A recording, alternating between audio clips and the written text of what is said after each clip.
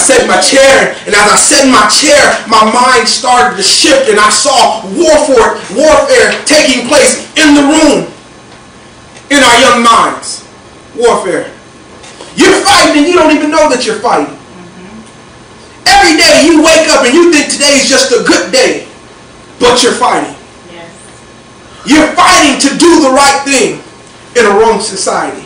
You're fighting to behave when everything says not to. You're fighting to be where you're supposed to be when you really want to be over here with your friends. But you know that if I'm over here where I'm supposed to be, in the end I'll be better off than my friends. Yes. It's a warfare. About 1 o'clock in the morning, Friday, I laid on the couch thinking, man, you really need to get up and go to bed. I found myself watching Ali. You know, Will Smith played Muhammad Ali. Close to the end of the movie, where Ali got beat up by Frazier, requested the rematch. Frazier got beat up by George Foreman. So they set up this battle in Africa for George Foreman to fight Muhammad Ali in Africa. That's when you hear the terms, you all heard it, the rumble in the jungle. That's where the whole Muhammad Ali, his catchphrases really got real live. I float like a butterfly and sting like a bee. That's where they really started growing. And so, as I'm sitting here watching the movie,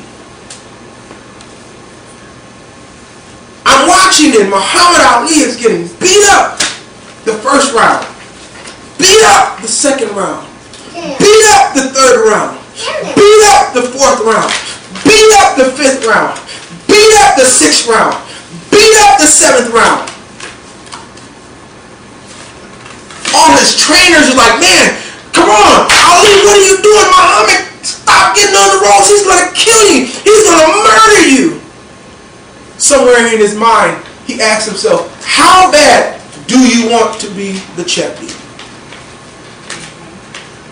Are you willing to be the champion with a broken nose?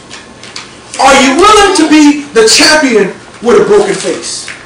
Are you willing to be the champion with a broken ribs or a collapsed lung? How bad do you want the championship? So it was in this 8th round that Muhammad Ali's strategy really kicked in.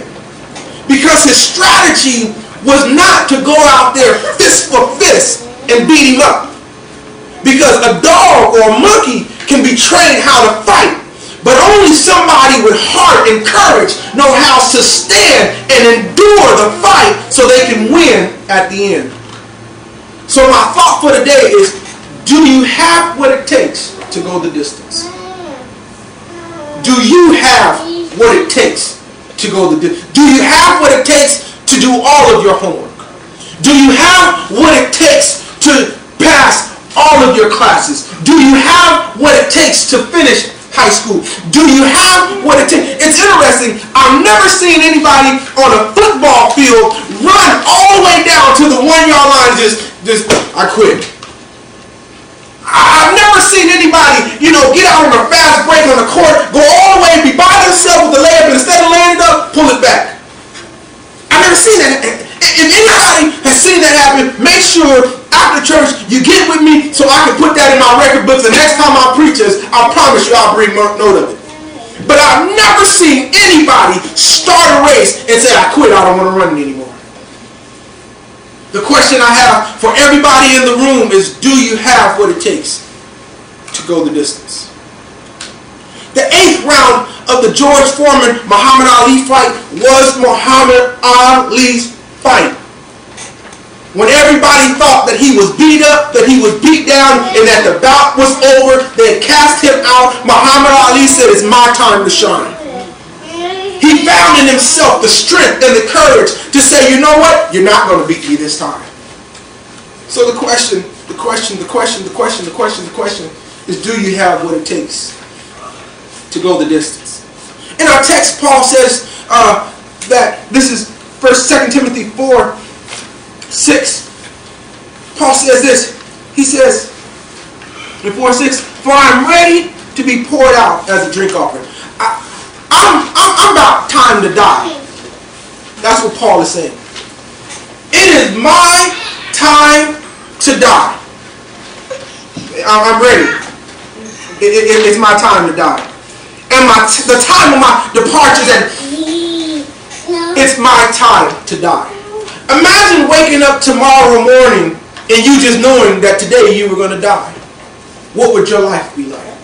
Imagine that as soon as we concluded service and you walked outside of the house and you sat back and you looked and you know what? I'm going to die when I get around this corner. We're going to get hit by a blue car. And the blue car is going to paralyze my legs and the ambulance are not going to get to me in time. And I'm going to die right here. Paul says, it's my time. I'm ready. What does it take for you to be ready?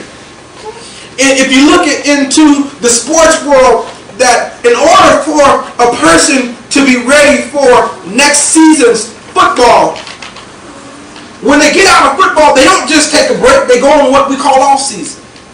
And then off season, we're still doing conditioning. We're still running. We're bear crawling. We're up and downs. We're hitting the hills. We're running a little more. We might even go into track or basketball, but we still are considered in football's off season.